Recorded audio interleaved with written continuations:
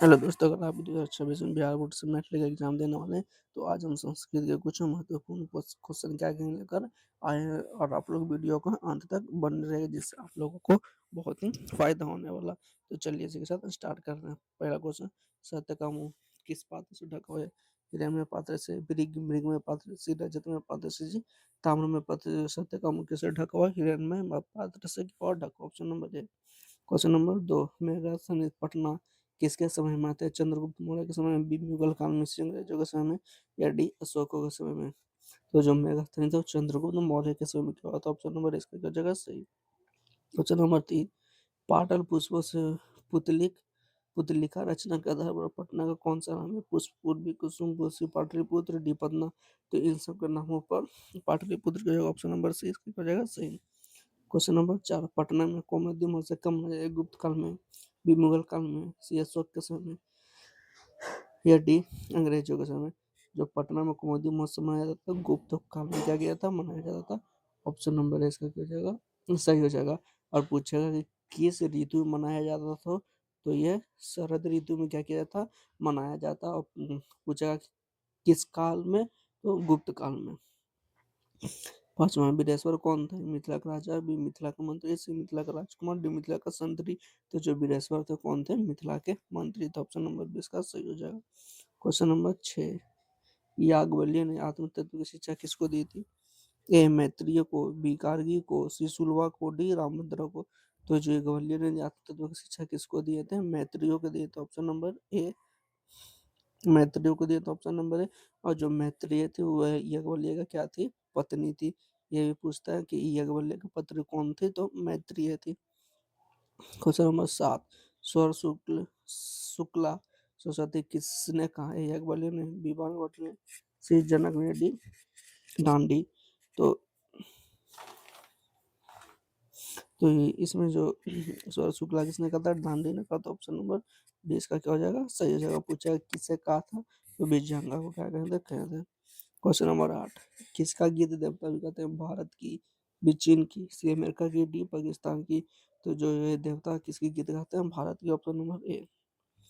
Question number 9, प्राचीन संस्कृति की पहचान किससे होती है? धर्मों से, बी संस्कारों से, सी कर्मों से, डी धन से। तो जो प्राचीन भारत की पहचान किससे होती है? संस्कारों से होती है। Option number B.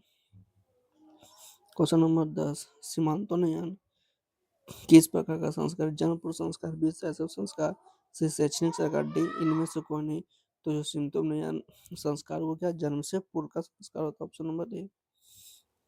Question number 11, प्राचीन काल में शिष्यों को क्या कहा जाता है? छात्र, ब्रह्मचारी, सी अंत्येष्टि, सी डी धनुर्धर। जो प्राचीन काल में शिष्यों को क्या कहा जाता था? ब्रह्मचारी कहा जाता। Option number B. नीति श्लोक का पाठ किस ग्रंथ से संकलित है? विदुर नीति, विनीति श्लोक से, चरित्र नीति, देश शुक्र नीति। जो नीति श्लोक का पाठ है वो किस पाठ से संकलित है? तो विदुर नीति से। Option number A. Question number 13, Swami Dayanand के बचपन का क्या नाम था? शंकर, बी मूल शंकर, सी हुआ शंकर, डी लक्ष्मी शंकर। तो जो स्वामी दयानंद है, स्वामी दयानंद के बचपन का क्या नाम था? Mool Shankar. Option number B. Question number 14, Mandakini वर्णम पाठ कवि के कवि कौन है? A Tulsidas, B Vyas, C Valmiki, D Kalidas. तो जो मंदाकिनी वर्णम पाठ के कवि कौन है? वाल्मीकि। ऑप्शन नंबर सी इसका क्या हो जाएगा, सही। व्याघ्र पथिक पथिक कथा पाठ के रचना कौन कौन है? विष्णु शर्मा, बी नारायण पंडित, सी दांडी, डी कालिदास। तो जो व्याघ्र पथिक कथा पाठ के रचना कौन कौन है? नारायण पंडित। ऑप्शन नंबर इसका क्या हो जाएगा, बी सही। क्वेश्चन नंबर 16, न्याय दर्शन के प्रवर्तक कौन है? कपिल, बी गौतम, सी कनाद, डी पतंजलि। तो जो न्याय दर्शन के प्रवर्तक कौन है? गौतम है, या इनके नाम के गौतम बुद्ध। गौतम बुद्ध या गौतम दोनों एक ही। क्वेश्चन नंबर 17, आर्यभट्टयम किसकी रचना है? प्रसार की, बी चरक की, सी सुश्रुत की, डी आर्यभट्ट की। तो जो आर्यभट्टयम किसकी रचना? आर्यभट्ट की। Option number D. नदियां नाम और रूप को छोड़कर किसमें मिलते हैं? समुद्र में, बी मानसरोवर, सी तालाब में, डी झील में। तो जो नदियां नाम और रूप को छोड़कर किसमें मिल जाती है? समुद्र में हो जाती है। ऑप्शन नंबर है। पटना का इतिहास कितना वर्ष पुराना? 2500 वर्ष, 2000 वर्ष, 1500 वर्ष, 1000 वर्ष। तो जो पटना का इतिहास है 1500 वर्ष क्या है, पुराना। ऑप्शन नंबर से पूछेगा। क्वेश्चन नंबर 20, यूनान का राजदूत कौन है? फहियान, बी ह्यूएन सी मेगास्थनीज।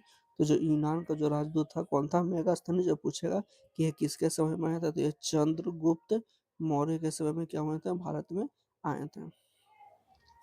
तो राजशेखर की रचना कौन सी है? काव्य मीमांसा, कुटिन्यमत, मुद्रा राक्षस, यात्रा संस्मरण।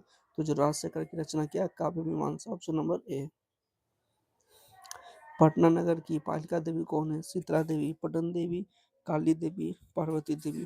तो जो पटना की पालिका देवी कौन है? पटन देवी, ऑप्शन नंबर, मतलब कि पटना नगर की रक्षा करने वाली देवी कौन है? तो वो पटन देवी है। क्वेश्चन नंबर 23, आलस कथा के लेखक कौन है? कालिदास, बी विद्यापति, सी नारायण पंडित, सी विष्णु शर्मा। तो जो अलस कथा के जो लेखक वो कौन है? विद्यापति है, ऑप्शन नंबर बी। आलसशाला में आग लगने पर कितने लोग नहीं भागे? 3, बी 4, सी 6, डी 5। तो आलसशाला में आग लगने पर 4 लोग क्या किए थे? नहीं भागे थे। और ये 4 वही जो आलसी लोग थे वो लोग अपना नहीं भागे। या इसलिए भी पूछा कि आलसशाला में आग क्यों लगाई गई? तो आलसशाला में असली आलसियों को पहचानने के लिए आग क्या किया गई थी? लगाई गई थी। क्वेश्चन नंबर 25, धर्म में रक्षा किससे होती है? सत्य से, असत्य से, वृत्ति से, या इनमें से कोई? तो जो धर्म की रक्षा होती है किससे होती है? सत्य से, ऑप्शन नंबर ए। अगर आप लोग को वीडियो पसंद है तो लाइक, सब्सक्राइब और कमेंट जरूर कीजिएगा।